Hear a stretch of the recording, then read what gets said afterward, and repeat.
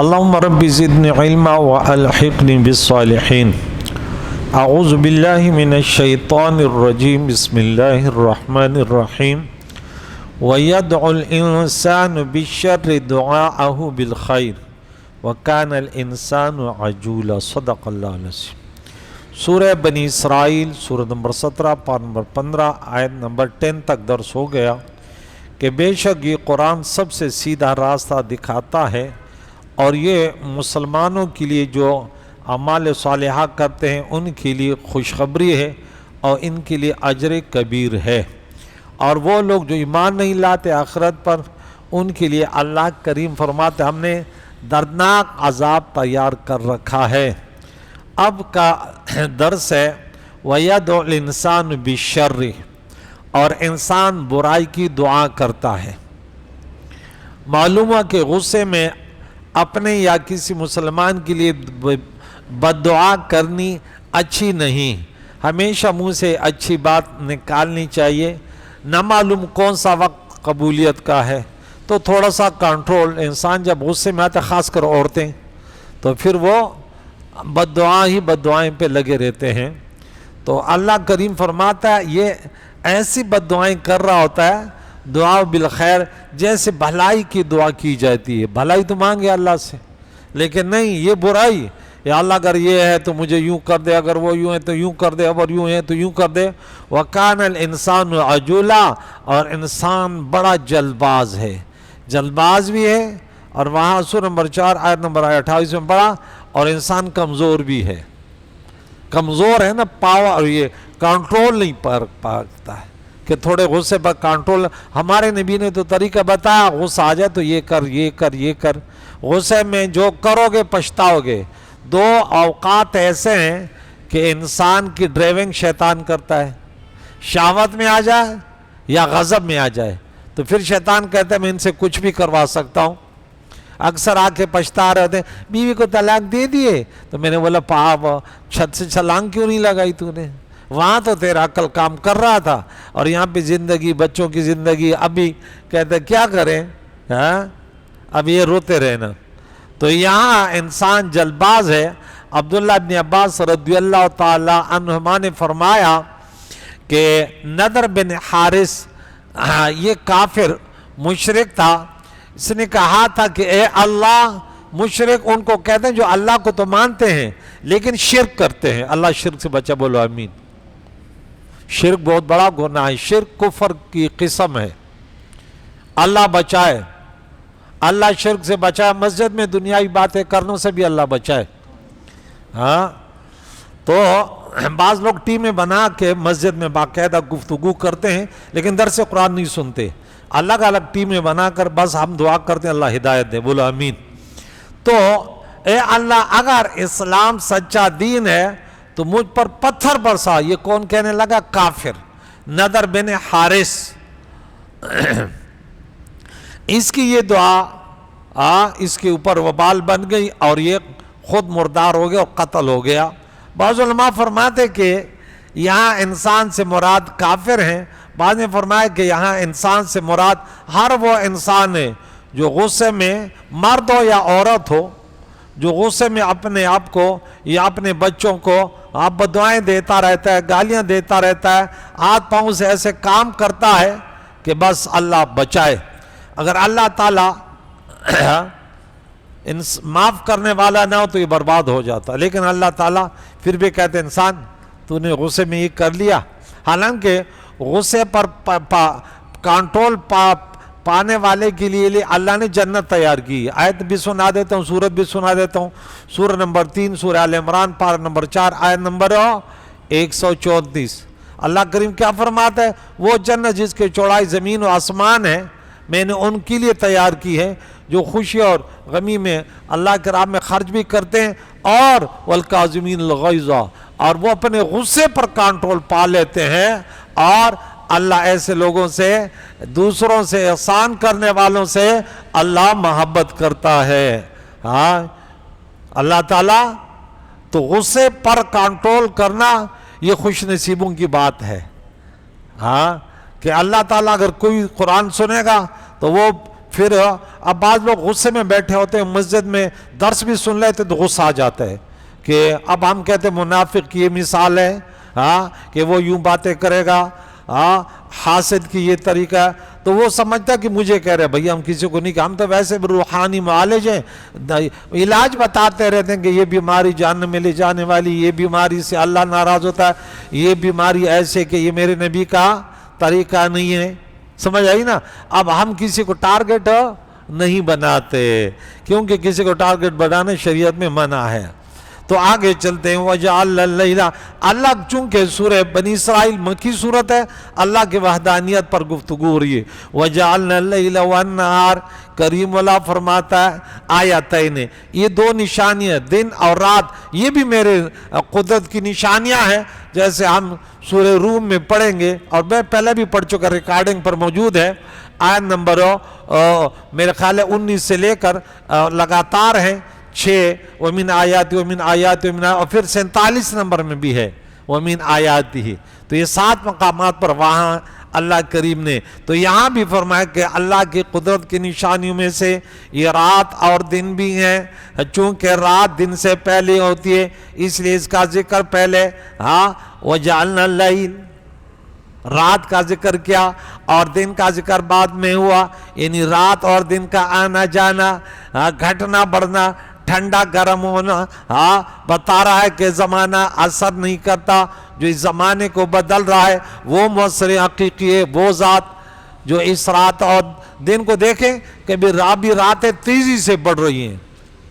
ابھی دیکھیں 9:15 پہ نماز تھی، اب جلدی جلدی آ کے 8:15 پہ آ گئی. ابھی آ رہا ہے، صبح 4:30 بجے تھی تو ابھی آتے آتے ابھی دیکھیں 5:50 پہ ہو گئی ہے تیزی سے. اور مزید صبح کا ٹائم، صبح صادق ایسے وقت آنے والے فکس 6 بجے صبح صادق شروع ہوگا. وہاں دیکھیں 4:10 پہ بھی ٹائم شروع ہو رہا تھا. کتنے پہ؟ 4:10. اور یہاں 6 بجے، تو یوں سمجھا کہ 10 منٹ کم ہے، 2 گھنٹے کا فاصلہ صرف یہ. اور ادھر پھر دیکھیں کہ 7:25 تک ٹائم چلا جاتا ہے مغرب کا، اور وہاں پہ پھر کہاں تک آ جاتا ہے. تو رب فرماتے یہ بھی میری قدرت کی نشانی ہے. رات کو مٹا دیتے ہیں اس کی نشانی کو، اور دن کو دیکھنے والا، دکھانے والی بنا دیتے ہیں دن کو. کریم اللہ فرماتے ہیں رات اندھیری اور دن روشن بنایا تاکہ دن میں کیا کریں؟ رات میں آرام اور دن میں کام و کاج کریں. اور دن میں کام کرو، خیال رہے کہ سونا جسم کا آرام ہے. اس انسان کے جسم کے لیے مختلف ضرورتیں ہیں، تو یہ بے چین بھی ہوتا ہے. اس کے لیے میں بھی آپ کو وہ نسخہ بتا دوں. سورت نمبر 13، سورت نمبر 13، سورت کا نام ہے رعد، اور آیت نمبر ہے 28. کیا فرماتے؟ الا بذکر اللہ تطمئن القلوب. اب دیکھ ہمارے روحانی، ہم پریشان ہوتے ہیں نا، ٹینشن میں ہوتے ہیں. ارے اللہ کا قرآن کو سکون ملے گا. سکون کیوں ملے گا؟ کہ سورت نمبر 7 آیت نمبر 204 میں رب کریم فرماتا ہے وَإِذَا قُرِئَ الْقُرْآنُ فَاسْتَمِعُوا لَهُ وَأَنصِتُوا لَعَلَّكُمْ تُرْحَمُونَ. خاموش رہو، پیار میں بس جیسے آپ بیٹھے قرآن سننے. تو سکون ملے گا نہیں ملے گا؟ یہ نسخہ کس نے بتایا؟ احکم الحاکمین نے بتایا. اس کے مقابلے میں جو مرتد کافر فرعونی ہے وہ کہتے قرآن نہ سنو. حوالہ دے دوں، سورہ نمبر 41، سورہ نمبر 41 اور پارہ نمبر 24 آیت نمبر 26. وَقَالَ الَّذِينَ كَفَرُوا لَا تَسْمَعُوا لِهَذَا الْقُرْآنِ وَالْغَوْا فِيهِ لَعَلَّكُمْ تَغْلِبُونَ. جب مولانا صاحب قرآن پڑھے، جب حضور قرآن پڑھے، اس کے بعد صحابہ پڑھے، قیامت تک علماء پڑھیں گے، عوام کو سنائیں گے، شیطان نہیں سنیں گے. شیطان وہ بولے کہ ہم علماء کا نہیں سنتے، ہم خود، حالانکہ اس کو اگر ہم سنیں تو اس کو بسم اللہ بھی صحیح طریقے سے پڑھنے نہیں آتی. تو علماء کے ساتھ بیٹھو گے زندگی بھر، آپ کا قرآن پڑھنا صحیح ہوگا، آپ کی نماز صحیح ہوگی. ہم گاڑیاں لیتے ہیں نا، اس کے بعد مسلسل مکینک کو دکھاتے رہتے ہیں، وہ جاہل ہی ہوگا. کتنا اچھی مثال ہے، وہ جاہل ہی ہوگا جو علماء سے دور ہوگا. کیونکہ بھئی آپ کی نماز خراب ہو سکتی ہے، آپ کا کلمہ میں بچوں کو پڑھاتا ہوں الحمدللہ، تو ان کو بولتا ہوں پہلا کلمہ پڑھو لا الہ الا اللہ، میں نے بولا غلط ہے. آپ تو غلط کلمہ بھی غلط پڑھ رہے ہیں، ایک ایک حرف یہ ہے، اس میں یہ مد ہو رہا ہے، اس حرف کا نام یہ ہے، اس کا اعراب یہ ہے، ہاں اس کا معنی یہ ہے۔ تو اب بچپن میں یاد کیا تبھی تک تھوڑی یاد رہے گا۔ کسی نے ایسے کوئی گاڑی دیکھی ہے کہ بولے نہیں میں نے 30 سال چلائی لیکن مکینک کو نہیں دکھائی، ایسے گاڑی نہیں ہے، ممکن نہیں ہے۔ تو ایسا نمازی، ایسا مسلمان ممکن نہیں ہے کہ جن کو مولویوں سے نفرت ہے پھر بھی کہتے میری نماز، وہ شیطان بن گیا، ختم ہو گیا اس کی نماز، کلمہ، جنازہ کچھ بھی صحیح نہیں رہ سکتے۔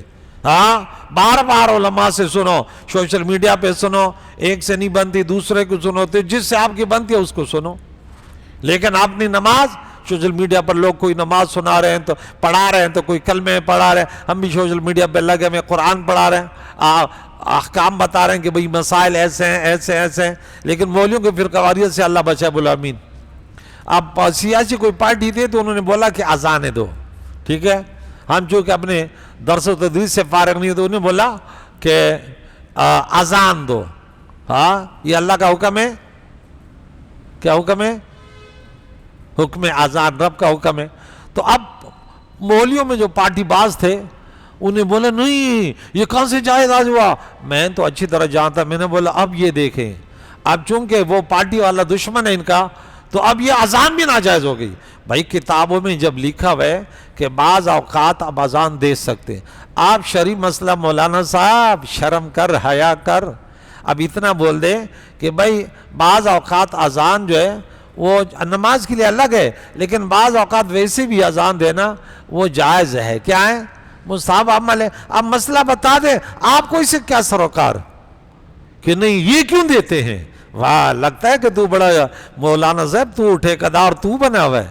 ہاں عوام بھی ہے، ان میں بھی پڑھے لکھے لوگ ہیں، اب سیاسی پارٹیوں میں بھی ہو سکے ان کے ساتھ علماء ہو، ہر سیاسی پارٹی والے ایسے تھوڑی کہ ان کے پاس کوئی علماء نہیں ہوں گے، لیکن آپ کا یہ طرز بیان آپ کا مجھے پسند نہیں آیا کہ آپ قبر میں جا کے کبھی کامیاب نہیں ہوں گے، کہ آپ کا طرز بیان غلط، اس سے نہیں کہ آپ نے یہ کو، لیکن آپ نے صرف اس لیے کہہ دیا کہ یہ جو اذان دے رہی ہیں علماء تھوڑی ہے۔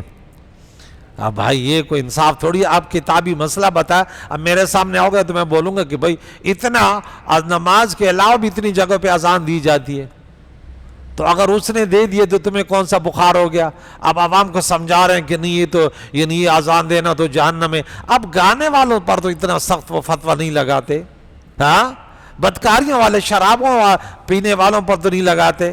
اللہ کا نام لے لیا اگر انہوں نے تو تمہیں کون سی تکلیف ہو گئی؟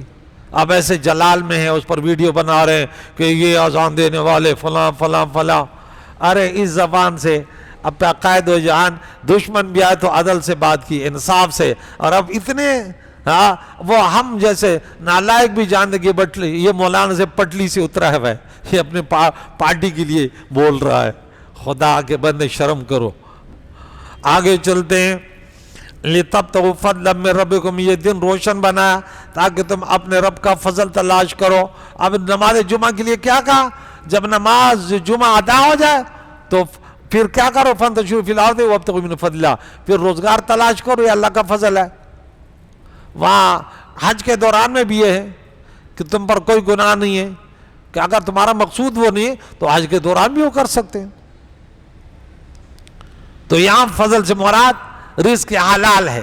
تو اسے دو مسئلے معلوم ہے، ایک یہ کہ بیکار رہنا، کمائی نہ کرنا گناہ ہے، کہ کوئی انسان ایسے بیٹھا ہوا ہے، بھائی یہ ایسے بیٹھنا صحیح نہیں ہے، ٹھیک ہے نا، کچھ نہ کچھ ہو کرتے رہو گے، ذہن تیرا صحیح رہے گا۔ بیکار انسان تو بالکل برباد ہو جاتا ہے، پھر غیبت ہی کرتا رہے گا۔ مولویوں کی نصیب صحیح ہے، یہ ہر وقت کچھ نہ کچھ مسائل بتاتے رہتے ہیں، بوڑھے بھی ہو جائیں پھر بھی اور تیز ہو جاتے ہیں، جتنے بوڑھے ہوتے ہیں نا علم میں اور پختگی آتی ہے۔ اچھا عام انسان بڑا کمزور ہو جاتا ہے جب بوڑھا ہوتا ہے نا، تو لیکن علماء جو ہے نا جتنے پرانے ہوتے جائیں گے، جو باعمل علماء، اتنا ان کے علم میں مزید نور آتا رہتا ہے اور برکتیں آتی رہتی ہیں۔ یہ ہم نے پریکٹیکل زندگی میں دیکھا۔ تو بے روزگار بیٹھنا کیا ہے؟ گناہ ہے۔ اللہ تعالیٰ نے ہاتھ پاؤں فائدے کے لیے دیے ہیں، انہیں بیکار نہ کرو، ان سے کوئی فائدہ لو، دن کمائی کے لیے روشن کیا گیا۔ دوسرا ہے کہ رزق اللہ تعالیٰ کا فضل ہے، محض ہماری کمائی کا نتیجہ نہیں ہے، لہذا اپنے ہنر پر ناز نہ کرو، اس کا فضل مانگو۔ تو جیسے یہاں پہ یہ ہم نے سورہ نساء میں 32 نمبر آیات میں یہاں پڑھا تھا، وَلَا تَتَمَنَّوْا مَا فَضَّلَ اللَّهُ بِهِ بَعْضَكُمْ عَلَىٰ بَعْضٍ، یہ آرزو نہیں کرو اللہ نے اس کو فضیلت دی، اس کے پیچھے نہیں پڑو، اللہ نے دیا، اللہ کی مرضی، حسد نہیں کرو، لیکن کیا کرو، مردوں کے لیے اپنا حصہ، عورتوں کے لیے حصہ، وَاسْأَلُوا اللَّهَ مِنْ فَضْلِهِ، اللہ تعالیٰ سے ان کے فضل کا سوال کرو، یعنی اگر وہ فضل فرمائے تو تھوڑے عمل پر بھی زیادہ ثواب دے دے۔ اس سے معلوم ہے کہ کوئی شخص اللہ تعالیٰ کے فضل سے مستغنی نہیں ہو سکتا۔ یہ بھی معلوم ہے کہ رب کا فضل مانگنا بہترین دعا اور جامع دعا ہے، کیونکہ اس کا فضل ہر چیز کو شامل ہے۔ تو یہاں وہ اللہ تعالیٰ سے اس کا فضل مانگو، کسی سے حسد، یا اللہ اس کو دیا، اس کو نصیب ہو، اس کو شکر ادا کرنے کی توفیق عطا فرما، اور اس کو اللہ تو نے علم دیا۔ مثال کو مختلف چیزوں پر ہم سے اوپر والے ہوتے ہیں، تو ہم اگر اس کے محتاج ہیں تو یہ نہیں کہ ہم اس سے حسد کریں۔ ڈاکٹر کے محتاج ہیں، بہت سارے علماء کے ہم محتاج ہیں، مختلف طبقات ہوتے ہیں، دوسروں کے محتاج ہوتے ہیں، تو اس میں تکبر و غرور نہ کرے اور ان کا شکر ادا کرے اگر وہ اس کی خدمت کرے۔ اللہ کریم فرماتا ہے وَلِتَعْلَمُ عَدَدَ السِّنِينَ وَالْحِسَابِ، اور تاکہ تم سنین سالوں اور حساب کتاب کی گنتی جان لو، دن رات کے آنے جانے سے، منٹ گھنٹے تاریخ مہینے سال صدیہ، اس میں مختلف فوائد ہوتے ہیں۔ سال آتا ہے زکوٰۃ ادا کرنا ہے، رمضان آئے روزے آئے، فلاں چیز آئی، یہ عدت ہے، یہ فلاں یہ فلاں ہے، اس میں بھی، اور یہ بھی گنو کہ دیکھو عمر جا رہی ہے، 50 سال 60 سال ہو گئے، اب قریب آ گئی موت۔ وَكُلَّ شَيْءٍ فَصَّلْنَاهُ تَفْصِيلًا، اور ہم نے ہر چیز کو خوب جدا جدا ظاہر فرما دیا، ہر چیز کی تفصیل ہے، یعنی دین و دنیا کی ہر چیز قرآن شریف میں یا لوح محفوظ میں تفصیل وار بیان فرما دی۔ تو جن کی نظریں ان پر ہیں انہیں ہر چیز کا علم ہے، ہر چیز کا علم ہے۔ آگے پھر کہ ہر انسان کے قسمت جو ہے اس کے گلے میں اللہ تعالیٰ نے لٹکا دی، اس پر گفتگو کریں گے۔ وَكُلَّ إِنسَانٍ أَلْزَمْنَا طَائِرَهُ، اس کا عمل نامہ، اس کا تقدیر نامہ اس کے گلے میں ہے۔ فرشتے کو اس کے بارے میں پتا تھا، جب ماں کے پیٹ میں اس میں روح ڈالی گئی تو یہ پورا یہ تعویذ جو ہے یہ عمل نامہ اس کے گلے میں ڈال دیا۔ کریم اللہ میں قرآن مجید فرقان حمید کے تعلیمات سے بہرہ مند فرمائے، بڑی پیاری کتاب ہے۔